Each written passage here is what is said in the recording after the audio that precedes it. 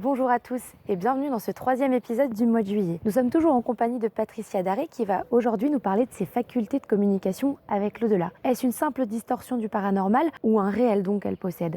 Comment gère-t-elle ses facultés? Quel est son rapport à l'argent? Mais que dire aux sceptiques qui n'y croiraient pas? Elle répond aux questions de centre de la question. Regardez. Comme vous nous l'avez dit tout début de ce premier épisode que vous pouvez retrouver sur notre page, vous êtes donc médium. Comment définiriez-vous un médium? Ah mais c'est un mot déjà qui me dérange horriblement, hein. C'est quelque chose que j'ai fui tout le temps. Rien que le mot me donne des frissons, dans le genre où médium pour moi c'est quelqu'un qui est un peu charlatan, qui fait des grandes simagrées et qui arnaque un peu. Enfin moi je trouve que même le mot médium maintenant est une arnaque. Je me définirais plutôt comme étant une intermédiaire ou une investigatrice dans le paranormal. Vous voyez ce que je veux dire? Je cherche d'autres termes, je n'en ai pas encore trouvé. Je définis le terme médium ou intermédiaire par celui qui est juste un intermédiaire entre deux dimensions. La dimension dans laquelle nous vivons et une autre, ou d'autres, parce qu'il y en a beaucoup plus que ça, que nous réussissons à capter de temps en temps, mais que nous ne pouvons encore définir ni connaître. Alors qu'est-ce que vous faites exactement? Puisque pour ceux qui nous regardent, ils n'ont peut-être pas lu vos livres qui expliquent tout ça. Est-ce que vous pouvez expliquer à ceux qui nous regardent en quoi consiste votre rôle d'intermédiaire justement? Eh bien, je ne fais rien moi, personnellement. C'est un rôle extrêmement passif puisque les choses arrivent sans que je les commande. On ne peut pas commander ces choses-là. C'est-à-dire que quelle que soit la situation dans laquelle je me trouve, que ce soit au travail, que ce soit n'importe où, si je dois voir quelque chose, si je dois être en contact avec quelque chose, permettez que je mette mes lunettes, c'est quelque chose qui va me tomber dessus sans que je puisse absolument rien faire. Tout à coup, il peut se passer des jours sans que rien ne m'arrive et tout à coup, dans une situation déterminée, je me sens étrange, c'est-à-dire que c'est comme si j'étais entre deux mondes. Tout à coup, je vais basculer entre deux mondes. Je vais avoir un pied ici et un pied ailleurs, on va dire, de l'autre côté. Et je vais sentir quelque chose qui va arriver, je vais commencer à voir des gens. Je vais commencer à voir des images, je vais commencer à ressentir des caractères, des forces qui arrivent et qui vont se présenter à moi. Et c'est absolument incontrôlable. Ce n'est pas maîtrisable. On doit le prendre comme cela arrive, parce qu'on apprend plus tard, et moi j'ai toujours appris que les choses qui arrivent n'arrivent jamais par hasard. Ce n'est jamais un hasard.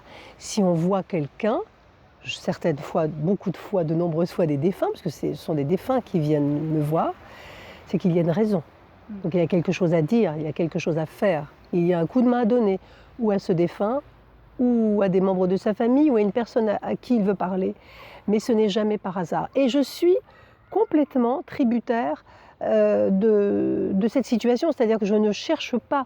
Je vis absolument normalement, je travaille, je ne suis pas du tout médium, d'abord, je ne consulte pas, je ne prends pas d'argent, je n'en fais pas un métier, car je revendique cela comme n'étant pas un métier, mais juste une possibilité. Et quand ça arrive, je subis. Voilà, je subis la chose sans pouvoir agir et juste en écoutant, en étant cet intermédiaire qui va transmettre un message. La sensation, si je puis la décrire, c'est comme si vous souffrez, vous savez, d'une hypoglycémie. Je ne sais pas si vous avez déjà eu une hypoglycémie, on se sent un peu fragile, on sent qu'on va partir, mais on ne sait pas trop, on se sent bizarre. Ça commence comme ça. Et puis moi, je sens que ce n'est pas physique, mais que c'est ailleurs. Donc je tourne la tête et je cherche, je commence à chercher qui est là. C'est pas évident. De toute façon, ce n'est jamais évident. Oui. Ce n'est jamais évident. C'est curieux, c'est assez choquant, on ne s'y habitue pas et on est néanmoins dans une dimension qui vous affaiblit. C'est-à-dire que lorsque ça arrive, on est affaibli, on n'est pas bien, on n'est pas zen, on n'est pas joyeux, c'est quelque chose que vous subissez, qui fatigue beaucoup. Oui. Et ça fatigue énormément, ça pompe beaucoup d'énergie. Donc après, je transmets ce qu'il y a à transmettre ou je fais ce qu'il y a à faire. Quelquefois, on ne me demande pas de transmettre, mais de faire quelque chose. Ce n'est pas quelque chose qui est une science exacte, qui peut arriver à n'importe quel moment. Et qu'est-ce que vous diriez aux sceptiques, aux personnes qui ne vous croient pas? C'est un des thèmes de votre dernier livre. Et vous dites que ce scepticisme vous fatigue. C'est-à-dire que je respecte les sceptiques. Je respecte les sceptiques. Être sceptique, c'est normal. On est sceptique pour beaucoup de choses. Je n'essaie pas de les convaincre. Je n'ai jamais essayé de convaincre personne. Ce n'est pas mon rôle et puis je m'en fiche. Ils pensent ce qu'ils veulent. Ce que je ne supporte pas, c'est le déni. Je ne supporte pas les gens qui, sous prétexte qu'ils ne voient pas, qui n'ont pas connu ces expériences, balayent tout d'un revers de main en disant « c'est faux ». Je déteste l'arrogance, je déteste le cynisme. Et je trouve que, hélas, ce peuple français est un peuple assez arrogant et cynique qui balaye tout d'un revers de main. C'est-à-dire qu'il n'y a pas de respect. Les Belges le font moins, les Canadiens pas du tout. Il y a vraiment un respect de la croyance et des événements que l'on ne peut pas comprendre. Ici, ça n'existe pas. Et je pense aussi que les sceptiques sont souvent, et ceux qui sont dans le déni, sont souvent des gens qui ont peur. En fin de compte, c'est la peur de la possibilité de la chose. C'est-à-dire, si vraiment il existe des faits où des morts reviennent nous parler, ça remet tout en question. Oui. On ne peut plus vivre gratuitement, on ne peut plus vivre sans penser à l'après. Et je pense que ça les dérange, donc on préfère balayer d'un revers de main. Je leur dirais juste de s'ouvrir un peu. Et ce qui m'agace, c'est les gens qui sont peu ouverts. Moi, il y a des choses dans lesquelles je ne crois pas, ou pour lesquelles je suis sceptique, mais je ne ferme jamais la porte. Je demande juste à en discuter. Et quelquefois, je change d'avis, parce que je me rends compte que j'avais tort. Je prends toujours l'exemple, vous savez, au temps de Louis XIV, celui qui découvre l'électricité et qui aurait dit à cette époque-là, il y a l'électricité dans l'air, un jour on l'utilisera pour faire marcher des usines et pour faire la lumière à la maison, on l'aurait brûlé. Mais c'est exactement pareil, ce n'est pas parce qu'on ne voit pas que ça n'existe pas. C'est une histoire de temps et d'époque, et un jour tout sera découvert. Je suis sûre qu'un jour, tout cela, ça prend du temps parce que depuis 2000 ans, l'Église et toutes les structures ecclésiastiques ont empêché à ce qu'on en parle et à ce qu'on fasse des recherches. C'est considéré comme satanique, c'est considéré comme païen. Mais un jour, quand on sera sorti de tout cela, je pense qu'on avancera et qu'on trouvera les lois physiques correspondantes.